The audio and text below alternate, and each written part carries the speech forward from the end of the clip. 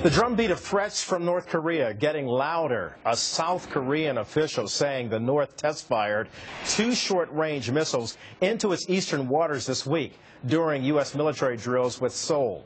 This coming just days after North Korea threatened a preemptive nuclear strike on the United States.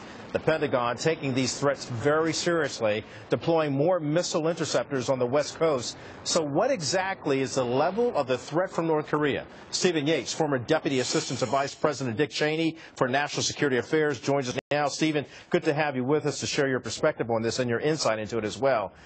And thank you, Kelly. And Stephen, as you know, the Pentagon is now beefing up its missile defense plan, but does it go far enough in terms of dealing with the increasing threat from North Korea that we're now seeing?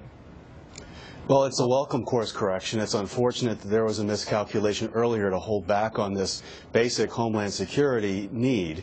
But I guess the silver lining in it is it appears that now missile defense has broader bipartisan support. But really it's a tactical response to the threat of a long-range missile from North Korea coming to our shores. It doesn't protect forward deployed troops. It doesn't protect allies. And as you pointed out, short-range missiles are also being tested by North Korea. So it's far from a comprehensive solution. Which means that it's somewhat short-sighted at best because we should be doing more?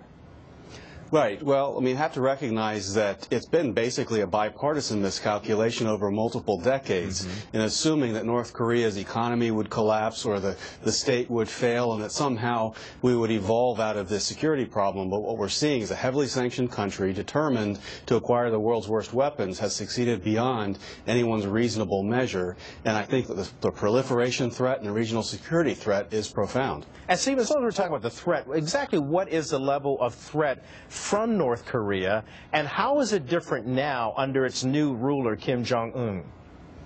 Well, I think that we're starting with Kim Jong-un to get away from maybe fantastical notions that a younger man exposed more to the outside world would somehow rule differently. He's very much in line with his elders and seems determined to make problems, not solutions. The threat from North Korea is multifaceted. There's the threat against South Korea, which is overwhelming at times.